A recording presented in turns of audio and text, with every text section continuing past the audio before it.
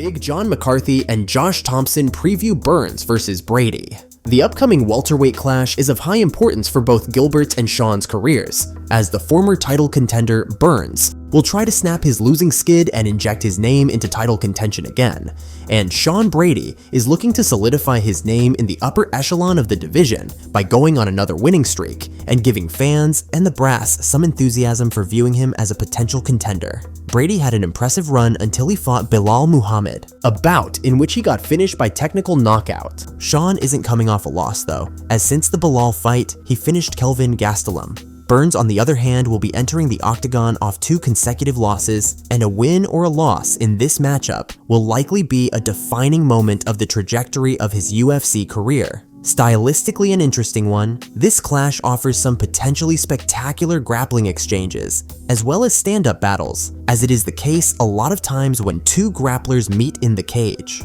Burns's striking advantage suggests the Brazilian will try to keep the fight standing for as long as possible. But there's not a lot of people who are more technically sophisticated in the grappling department than Gilbert Burns. Big John and Josh Thompson comment on the fight. Very evenly matched. There's obviously the only discrepancy I see between the two is the age. Okay.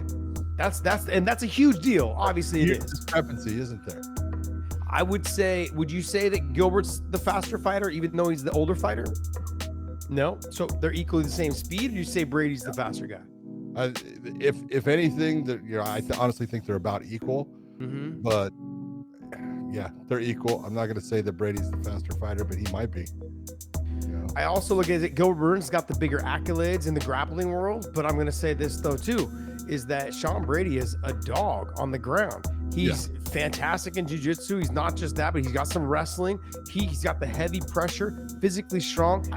Gilbert is a fantastic fighter. This would be a huge win if he was able to get this win. It's going to be a tough task. I think on the feet, same thing early, talk about all the time. Father Time's undefeated. What's that? Yeah, Father Time's undefeated, man. Dan Hooker talks about his plans in the lightweight division and gives an update on the state of things following his win over Mateusz Gamrot. The New Zealander added a 3rd consecutive victory to his winning streak, and for the first time ever, he sees a path to challenging for the title, considering the lack of options for Islam Makhachev. In terms of fresh contenders and Hooker's fan appeal, it is not unlikely that even one more win over top 5 gets him the Makhachev rematch, this time for the title. The Hangman is currently in New Zealand and actively training. In regards to his next opponent, the situation is interesting. Dan has multiple potential matchups for his next fight, and all of those options would be happily accepted by fans. To narrow it down, a bout with one of 3 top lightweights is most likely for Hooker's next octagon appearance. Charles Oliveira, Dustin Poirier, or Justin Gaethje, all bangers. Dustin has stated he's willing to come back for big fights that make sense for him. Otherwise, retirement looks good for the former title challenger. He's also already fought Dan, so considering everything, he's the least likely one out of the 3. Gaethje's plans and return timeline after the Holloway loss are also unclear. Charles Oliveira looks like the most likely dance partner for Dan. As himself, Dan and the UFC brass have all indicated they're interested in this matchup. Yeah, just be back in the gym and hopefully knock one out in December. How's it looking? Who you? Couldn't care less, mate. Couldn't care less. Don't care. Don't want to know. Like, that's a stupid game to me. Like, that's like the.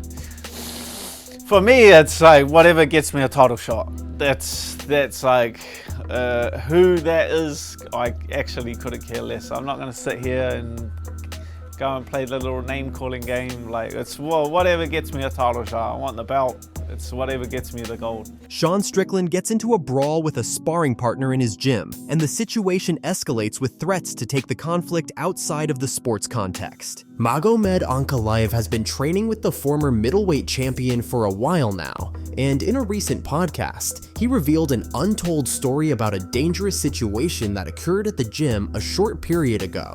Ankalaev is set to clash with Alexander Rakic on UFC 308. He's coming off 12-fight unbeaten streak and will attempt to cement his status as the next title challenger for Alex Pereira's belt. Strickland, on the other hand, doesn't have a fight scheduled yet, but as usual is actively training and helping other fighters at the gym. He's been one of Magomed ANKALAEV's main sparring partners for several months. In a recent podcast with Aslanbek Badaev, ANKALAEV shared a story about Sean recently getting into a brawl with his sparring partner and attempts being made to take the altercation outside of the gym. Quote, "Sean is a fun guy, you know? He's like a cowboy, a real dude. As far as what he says, well, he doesn't often think.